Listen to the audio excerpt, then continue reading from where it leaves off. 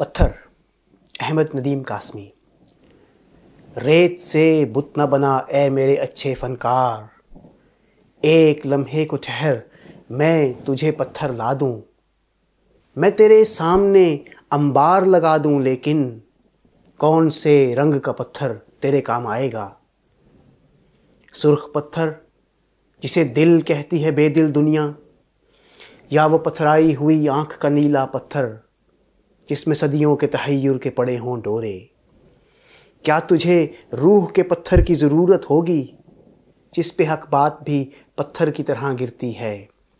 ایک وہ پتھر ہے جسے کہتے ہیں تہذیب سفید، اس کے مرمر میں سیاہ خون چھلک جاتا ہے۔